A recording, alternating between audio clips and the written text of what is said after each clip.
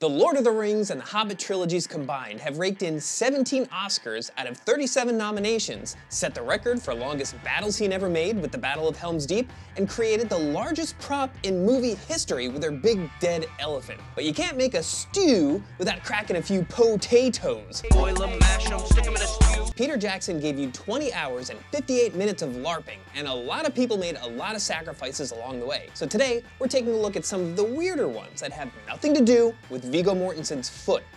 This is CanonBall.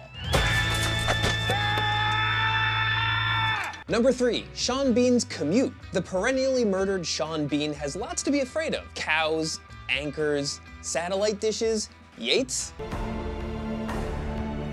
But the one thing he was legitimately, desperately afraid of was flying. The guys who played Merry and Pippin saw his mortal fear as, fittingly, the perfect opportunity for an impish little prank. The whole cast and crew had to be ferried up to their mountaintop workplace every day, and they convinced their pilot that Sean Bean was a huge fan of stunt flying. Death-defying aerial displays of skill and grace. Loves that shit, can't get enough. The pilot treated the A-lister to some badass helicoptering, much to Bean's pants-shitting consternation. When he landed, he tracked down Peter Jackson and erupted, saying, "Sorry mate, no more helicopters, I'm done." God, I've never seen him so mad. From then on, Bean would simply climb a mountain to work, adding 4 total hours to his daily commute. They would begin with everybody flying into the helicopters, and we'd look down and there'd be this tiny black speck climbing the cliff that was Sean Bean dressed up as Boromir. He'd put on his Boromir costume, scrabble up a mountainside for half an hour, transfer to a ski lift, then polish it off with one last half-mile hike. They used to see me from the helicopter, and I was sweating at the end. It was like a real adventure getting over that sort of mountain to get to the set. He's since gotten over his fear of flying with the help of Osama bin Laden. I should explain. He said his heightened fear of terrorism post 9/11 has eclipsed his fear of engine failure, which has somehow made it easier to fly.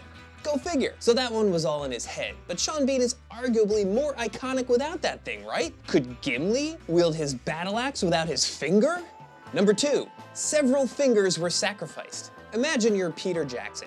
Gimli walks up to you, fumbling with a bloody, nearly detached finger, which he then tears completely off in a bloody spasm right in front of your face. You just got by Gimli. Actor John Rhys-Davies lost part of his middle finger as a teen. The long and short of it was the short of it, if you'll pardon the expression. He teamed up with a practical effects artist to make a hyper-realistic gelatin prosthetic, injected some blood into it, and ran up to Jackson in a tizzy. The artist actually does a killer Rhys-Davies impression. He goes, boss, I've had an accident. Look what happened. Okay, so that one's a cute little prank. Oh, I'm sorry, very childish. But there were a couple of very real, very weird dudes who ruined their actual fingers assembling an ungodly amount of chainmail armor. 7 miles of PVC piping were used to make over 80 million individual ringlets. And that all fell to, apparently, just these 2 dudes to put them together. For me, it's been about 5 months non-stop. These guys stayed down in what they called the hole for literal years. This has been our home for what, the last year? 2 years.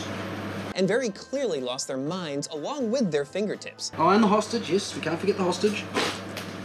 He still hasn't coughed up his secrets.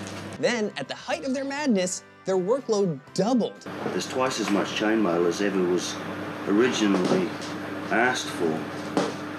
And you can imagine how we felt when all of a sudden all these stunties are wearing chainmail at Helm's Deep. So sure, these boys laid their sanity on the line, but we can't forget the price paid by the throat goat himself, Gollum. Number 1, Andy Serkis sacrificed his throat. Andy Serkis was originally hired to provide Gollum's voice, but he was such a creepy little creep, Peter Jackson decided he needed to mocap his gremlin ass. You don't have any friends. So how did he come up with that all-time classic villain voice in the first place? Ellen. Or put another way, Andy Serkis, what that mouth do? So Diz, my cat, came in and literally coughed up a furball in front of me. I watched his back rippling and I just thought, that's brilliant. I really like that. I love this. Beautiful. If you've ever seen a cat herking up a hairball, you know it's not a graceful or a natural process. And Circus says the Gollum voice has, quote, thrashed his vocal cords. To combat that larynx laceration, he came up with a cocktail that he calls Gollum juice that he needed on hand at all times. It's a lemon, honey, and ginger blend, served by the bowl to be desperately chugged when your $1,000,000 throat is on fire. So if you've ever had the urge to gargle some of Andy Serkis's Gollum juice, now you know how. Thanks for watching this episode of CanonBall. Don't forget to like, subscribe, and if you know of any other iconic actors who have their own signature secretions to slurp, let me know in the comments.